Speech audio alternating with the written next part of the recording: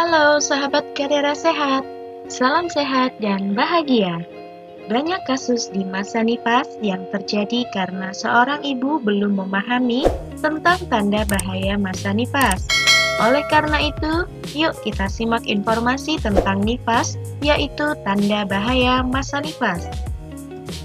Masa nifas adalah masa sesudah persalinan dan kelahiran bayi, plasenta serta selaput yang diperlukan untuk memulihkan kembali organ kandungan seperti sebelum hamil dengan waktu kurang lebih 6 minggu. Masih banyak ibu nifas yang mengalami masalah pada masa nifas yang tidak diketahui atau terdeteksi oleh tenaga kesehatan. Beberapa faktor yang mempengaruhi pengetahuan pada ibu nifas yaitu pengetahuan, pendidikan, usia, pekerjaan, informasi, pengalaman, lingkungan, sosial ekonomi, sosial budaya, dan juga konseling dari tenaga kesehatan selama kehamilan dan setelah persalinan menurut Noto Atmojo 2010.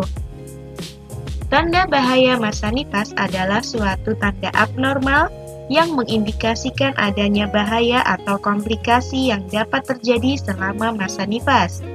Apabila tidak dilaporkan atau terdeteksi, bisa menyebabkan kematian ibu. Konseling mengenai tanda-tanda bahaya masa nifas sangat penting dan perlu, karena masih banyak ibu atau wanita yang sedang hamil atau pada masa nifas belum mengetahui tentang tanda-tanda bahaya masa nifas, baik yang diakibatkan masuknya kuman ke dalam alat kandungan seperti eksogen atau kuman datang dari luar, autogen atau kuman masuk dari tempat lain dalam tubuh, dan endogen yaitu dari jalan lahir sendiri. Asuhan pada masa nifas sangat diperlukan dalam periode ini karena masa nifas merupakan masa kritis untuk ibu dan bayinya. Tenaga kesehatan paling sedikit melaksanakan 4 kali kunjungan pada masa nifas.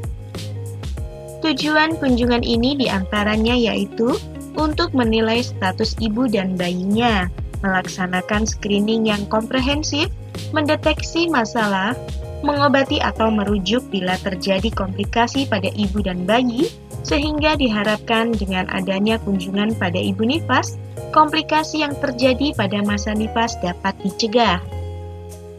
Apabila ibu nifas mengerti tentang tanda bahaya masa nifas, maka ibu dapat segera memeriksakan diri ke petugas kesehatan. Sebaliknya, jika ibu tidak mengerti tanda bahaya masa nifas, maka ibu tidak akan segera memeriksakan diri.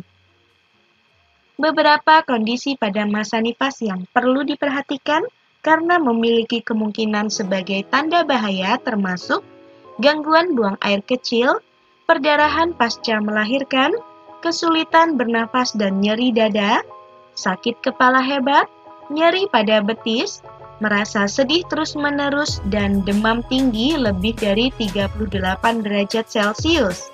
Mari kita bahas satu persatu. Pertama, gangguan buang air kecil.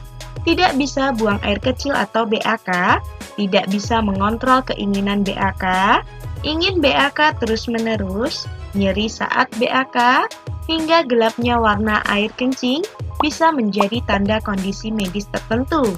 Tergantung gejala yang dialami, masalah tersebut bisa menjadi tanda dehidrasi, gangguan pada otot usus atau panggul, hingga infeksi pada kandung kemih ataupun ginjal. Yang kedua, perdarahan pasca melahirkan. Perdarahan pasca melahirkan dapat menjadi tanda bahaya. Hal ini perlu dicurigai jika ibu harus mengganti pembalut lebih dari 1 kali per jam. Keadaan ini juga bisa disertai dengan pusing dan detak jantung menjadi tidak teratur. Bila mengalaminya, ibu dianjurkan untuk segera mencari pertolongan medis. Kondisi ini mungkin menandakan masih ada plasenta atau ari-ari yang tertinggal di dalam rahim, sehingga perlu melakukan tindakan kuretase sebagai penanganannya. Tanda bahaya nifas ketiga yaitu kesulitan bernafas dan nyeri dada. Nyeri dada yang disertai dengan sesak nafas bisa menjadi tanda emboli paru. Emboli paru adalah kondisi tersumbatnya aliran darah di paru-paru, biasanya karena ada gumpalan darah. Kondisi ini bisa mengancam jiwa, apalagi bila muntah darah atau penurunan kesadaran ikut terjadi. Yang keempat, sakit kepala hebat. Sakit kepala yang terjadi 1 minggu pertama masa nifas mungkin merupakan efek samping dari sisa pemberian obat anestesi saat melahirkan. Namun, jika sakit kepala terasa sangat mengganggu disertai dengan penglihatan yang kabur, muntah, nyeri ulu hati, ataupun bengkak pada pergelangan kaki, kita perlu waspada. Kondisi tersebut bisa menjadi tanda komplikasi seperti preeklamsi pasca melahirkan. Yang kelima, nyeri pada betis. Nyeri tak tertahankan pada betis yang disertai dengan rasa panas, pembengkakan, dan kemerahan bisa menjadi tanda adanya penggumpalan darah. Kondisi ini dikenal sebagai deep vein thrombosis atau DVT dan bisa berakibat fatal bila gumpalan darah tersebut berpindah ke bagian tubuh lain, misalnya paru-paru. Yang keenam, merasa sedih terus-menerus. Perubahan kadar hormon dan munculnya tanggung jawab setelah melahirkan bisa membuat ibu mengalami baby blues. Gejala yang muncul bisa berupa perasaan gelisah, marah, panik, lelah, atau sedih. Umumnya kondisi ini hilang dalam beberapa hari atau minggu. Bila perasaan tersebut tak juga hilang, bahkan disertai rasa benci, keinginan bunuh diri, juga halusinasi, kemungkinan ibu mengalami depresi pasca melahirkan. Kondisi ini tergolong berbahaya dan perlu segera mendapat penanganan. Yang ketujuh, demam tinggi, lebih dari 38 derajat Celcius. Demam tinggi dan tubuh menggigil bisa menjadi tanda infeksi. Keluhan ini juga bisa diiringi dengan nyeri pada bagian perut, selangkangan, payudara, ataupun bekas luka jahitan apabila melahirkan dengan operasi. Selain demam, darah nifas yang berbau menyengat juga dapat menjadi gejala infeksi.